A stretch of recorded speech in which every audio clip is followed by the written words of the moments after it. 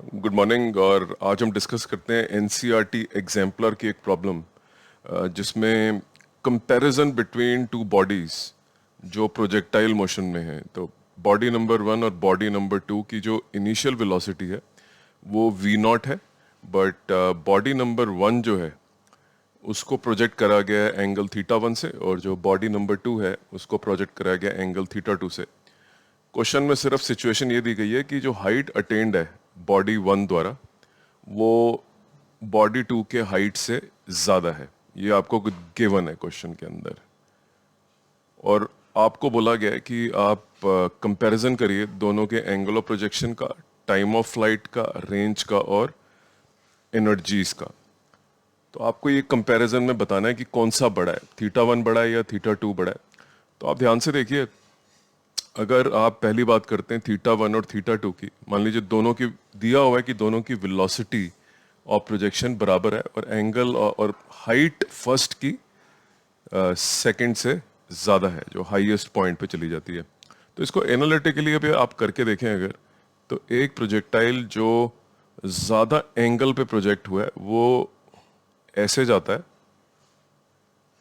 ऊंचा ज़्यादा जाता है, और जो कम एंगल पे प्रोजेक्ट हुआ है वो ऐसे जाता है।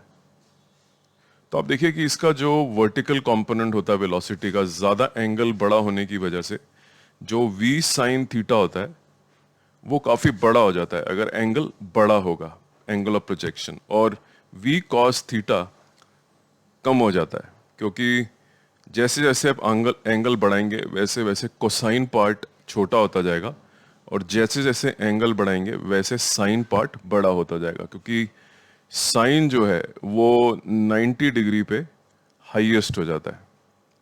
तो आप अगर थीटा से शुरू करते हैं और अपना एंगल ऑफ प्रोजेक्शन बहुत छोटा रखते हैं, मान लीजिए आपने बहुत छोटा रखा, तो आपकी हाइट ज़्यादा अटेन नहीं होगी, क्योंकि v साइन थीटा वाला कंपोनेंट बहुत छोटा रह जाएगा। तो अगर आप और एंगल ऑफ प्रोजेक्शन बढ़ा दें तो बॉडी की हाइट और ज़्यादा बढ़ जाएगी।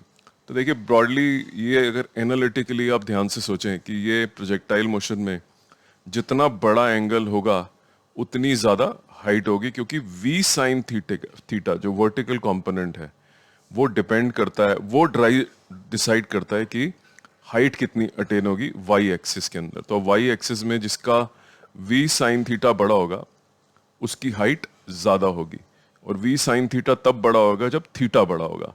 तो पहले के क्वेश्चन के अंदर अगर हम कंपेयर करें कि अगर हाइट फर्स्ट की सेकंड से ज़्यादा है तो theta 1 must be greater than theta 2, तभी ये पॉसिबल है, क्योंकि दोनों का इनिशियल वेलोसिटी मैग्नीट्यूड सेम है। तो v0 sine theta 1 should be greater than v not sine theta 2। इसका मतलब है कि theta 1 is greater than theta 2।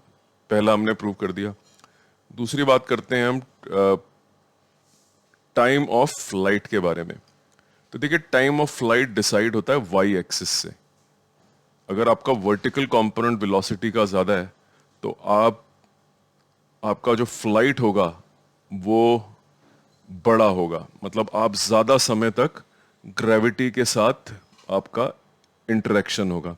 अगर आपने कोई ज़्यादा हाइट नहीं दी है तो आप जितनी मर्जी वेलोसिटी दे दें आप दूर गिर सकते हैं, लेकिन क्योंकि आपका टाइम जो आपकी वर्टिकल वेलोसिटी है, ये मान लीजिए आपने ऐसे फेंका है और आपकी जो वर्टिकल वेलोसिटी बहुत थोड़ी सी है, तो आप बहुत जल्दी अर्थ के ऊपर वापस आ जाएंगे। तो वाई एक्सिस जो होता है वो डिसाइड करता है time of flight, velocity in y axis. तो वी वाई की अगर बात करें तो वो फिर इसमें बड़ी है, तो इसका जो टाइम ऑफ फ्लाइट होगा ये ऊंचा भी गया है। तो अगर आप सिर्फ इसको फ्री फॉल का क्वेश्चन मान लें तब भी टाइम ऑफ फ्लाइट इसका बड़ा है। अब बात करते हैं रेंज की।